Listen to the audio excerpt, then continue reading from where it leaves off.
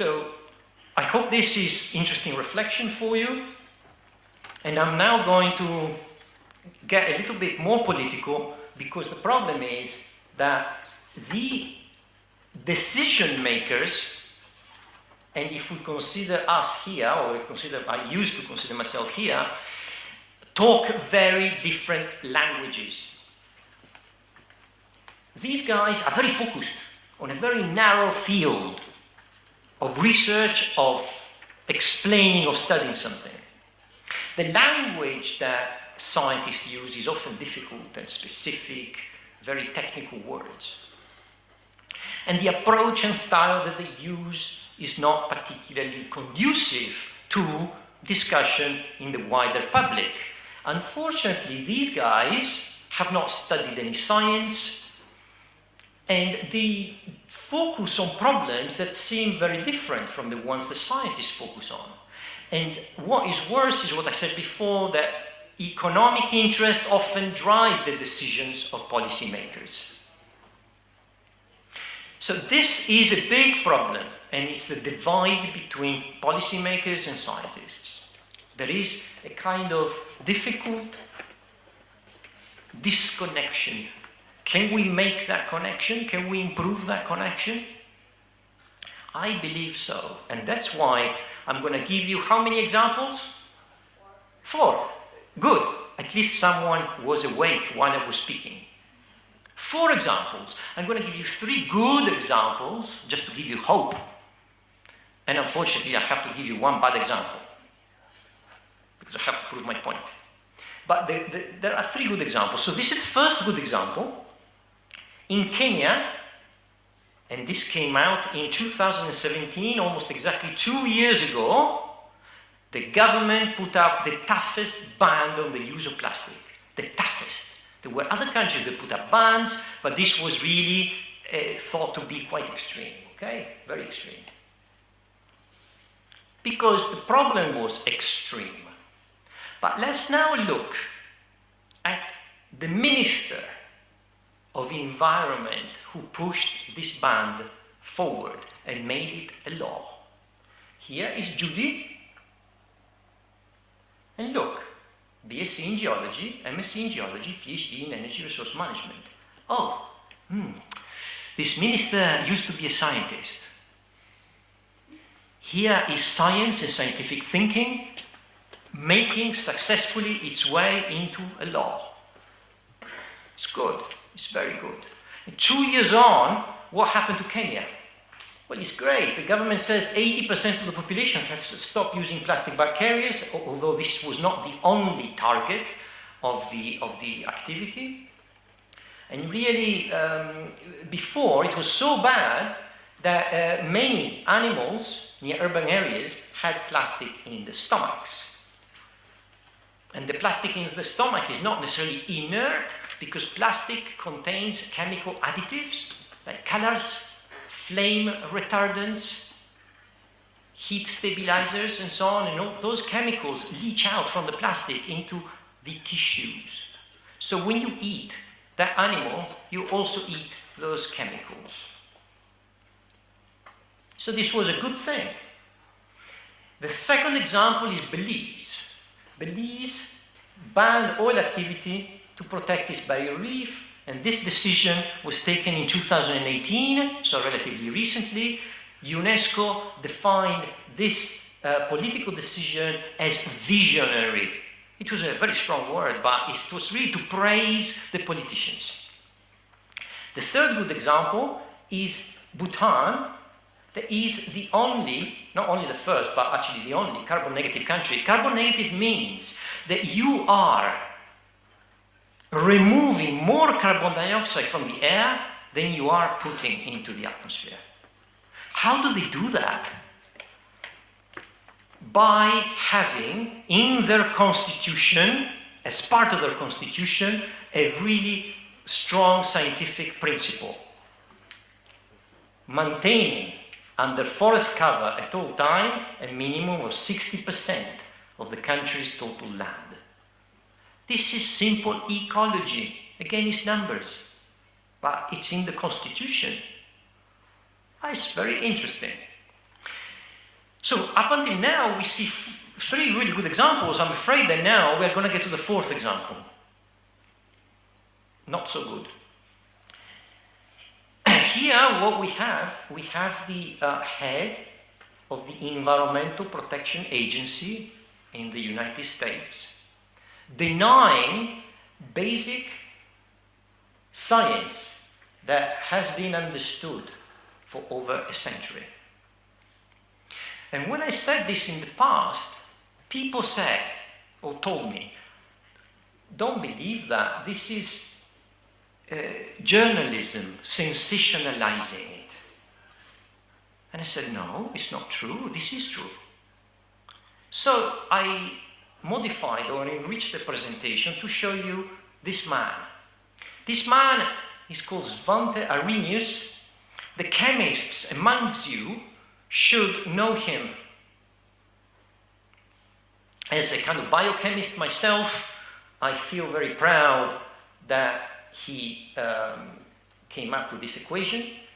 The Arrhenius equation is probably one of the best equations in the world in that it really correlates the rate constant with the activation energy, and it's a very, very important equation in chemistry and in nature. But Arrhenius also did many other studies, including the one I will show you now. However, don't think that what I'm going to show you is outdated just because it looks old and doesn't look fancy. In April 1896, Arrhenius published a paper in the Philosophical Magazine and Journal of Science. And let's read together the title of the paper. It says, on the influence of carbonic acid, which would be CO2 in the air, upon temperature of the ground.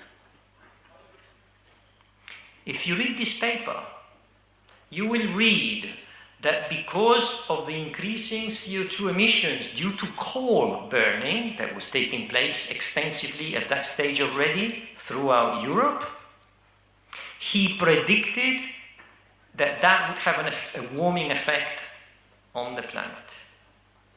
Now, guys, that is 130 years ago, whatever it is. So that's science. So what happened to this science? Well, what happened is that it got repeated and repeated and confirmed and reconfirmed and more analysis. In fact, let me show you a paper. 120 years later, which says exactly the same thing. It's just a more modern study with more accurate numbers, which analyzes the effect on the climate of releasing the carbon that is now left in the oil reserves that we still have. So if we are to continue using that fossil fuel, we are going to release 5 trillion tons of carbon. So really all they do is they analyze what this will do in addition to the carbon that is already in the atmosphere. But okay, it's a modern paper, it's Nature Climate Change, it's very peer-reviewed and respected, but at the end of the day, it's the same thing. The message is what Arrhenius said 120 years ago. So plenty of science between him and now. Plenty of science. Yet, not much politics, or not enough politics. So that brings me back to the date I told you before. It's the same idea. What has happened since a certain date? Why is the science not being listened to and not being acted upon? Okay, this is a huge question in the area of sustainable development and if we have to go forward with our societies. I want to dwell on that even more. In 1992, the Union of Concerned Scientists issued a warning to humanity. Okay? In this warning, in 1992, over 1,500 scientists, including Nobel laureate, etc., identified 9 trends which became known as, at the time, sustainability indicators. and they analyzed these sustainability indicators to see what was going on. That was in 1992. And 25 years later, here is 25 years later, very recently, a much greater number of scientists endorsed a second notice. Not only a warning, but a second notice. Now, in this new paper, those sustainability indicators are now called the 9 mega trends, because they're so important, and I'll show them to you. The paper, if you want to look at it, is this one here. Again, it's a very important paper, and it's been endorsed by so many scientists, and here are the 9 mega trends. Now, what you're looking at is difficult to see because there are so many graphs. Each graph has a line that first is thin and then is thick. The point at which it becomes thick is the 1992 to 2017 change, okay? So this is the analysis that was done in the first warning up to 1992, and then the thick line is from 1992 to 2017, so what we saw after the first warning. Now, in that one graph that you see here, that is about ozone depleters, well, it's great news, because the ozone depleters have decreased massively from the atmosphere. So you can see they had gone down a bit, but now they kept going down. This is thanks to the Kyoto Agreement. Fantastic, it's an international agreement based on science that then turned into laws, international laws, and stopped the release of these chemicals that destroy ozone. So that's very good. This is probably the only true, major, indisputable success in these 9 megatrends, because if you are to look at the others, this is fresh water resources, it's going down. Marine catches, dead zones, forest cover, vertebrate species. Yeah, we better stop, otherwise we're going to burst into tears and start screaming. But these 9 megatrends with the second warning are really saying, we gave you a warning before, we gave you data, nobody did anything about it. You know, what's going on? And that brings me back again to this idea of disconnection between science and policymakers. And that's why now I'm going to change what I said before. I was talking about the role of science before, and I'm going to change it. I'm going to talk, in order to help this, about the role of scientists, okay? I believe scientists have a responsibility. I know you tell me, but you just told us before, the scientists said, scientists published, some scientists gave a warning. What more can they do? They can reach out. But, first of all, they can keep an open mind and a wide perspective. And I think you will recognize, if each one of you thinks of his or her own area of research, how narrow are you? I know I was extremely narrow. In my work in biochemistry and protein structure, I wasn't thinking of anything else. When did I ever look at a paper that wasn't to do with my own very subject? I think it's very important to keep an open mind and wide perspective. Scientists can educate and communicate more. Often they are stuck in their lab. But really, we should be making an effort. Scientists can be a role model. And most importantly, they do have a responsibility. Now, let me show you what a Nobel Prize said about this. This is Lawrence, okay, an anthropologist and a zoologist. Pretty crazy guy, but I like him very much. If you read any of his books, he's totally incredible. He said, we live in an age in which it is the scientific researchers who are able to see specific dangers quite clearly. Therefore, they have a duty to speak out. And to a certain extent, the scientists did that. But I just want to provoke you and tell you that, you know, what that statement emphasizes is that we all have a responsibility, and that some of us, or most of us, can do more. But let's talk more about education. Because so far I haven't said enough about education, and that is another message I want to push forward.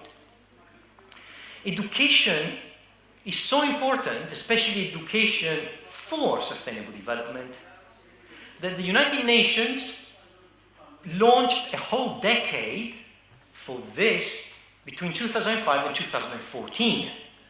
UNESCO led this initiative and produced a number of documents which are all available online as PDFs, as resources and guidelines and exercises and workshops in order to sensitize and educate young people in the area of various areas of sustainable development. Okay? So education is extremely important. If you do not educate the young people, how can you expect them to develop that kind of approach and mental framework and outlook?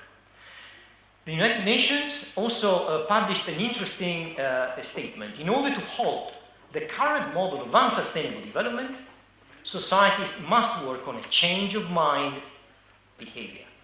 Again, this was part of that ESD initiative. So the change of mind and behavior is demonstrated by the example I gave you of meat and dairy and methane. And that change must be guided by science. New generations are key towards working towards the future. Education, training, and sensitivity. How do you build that unless there are specific programs in this direction with this kind of approach? So I cannot emphasize how important, in my opinion, this initiative, this ESD initiative is. And really, I should praise Chile, that to my knowledge is the only country in the world who embraced the ESD, at the end of which the whole education system embraced the initiative, including components on sustainable development from primary school all the way through to university. It's the only country in the world, to my knowledge. Prove me if I'm wrong.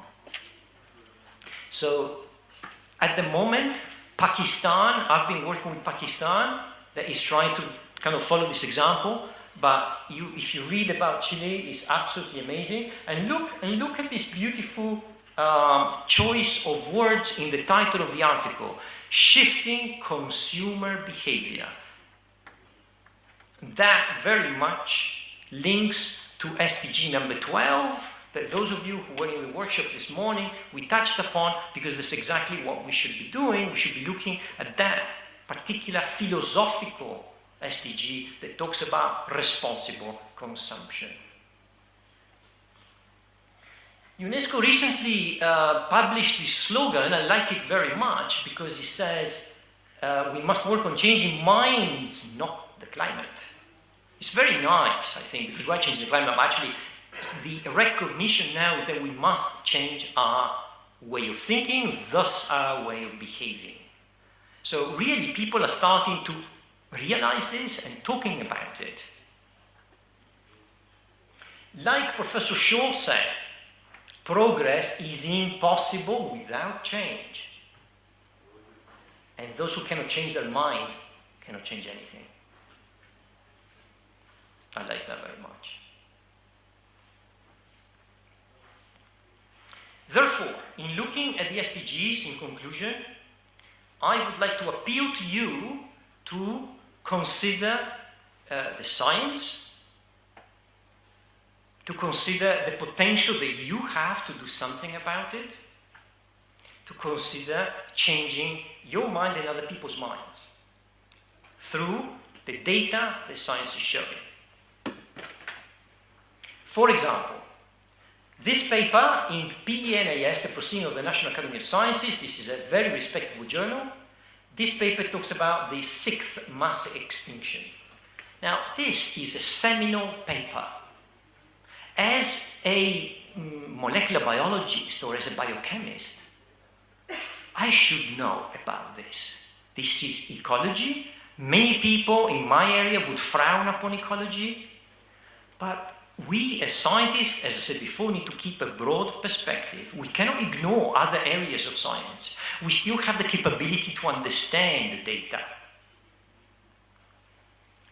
What can you do? Well, a lot of people ask me that question. As a single individual, what possibly can I do? Well, you can do a lot. You can follow an online course. You can organize a discussion group. You can give an open lecture. You can organize a festival on sustainable development. You can inspire colleagues and other students. You can support small-scale farming. And that brings me back to the trip that I did here in Izmir, near Izmir, with my good friend, Professor Baran, where we visited a small-scale farm. And we must think about all of this stuff, because otherwise we're going to keep going down the BAU path, business as usual. That's what we are all doing, BAU. So I hope I have succeeded to provoke some thinking, and I'm very grateful for the attention you managed to withhold during this long presentation.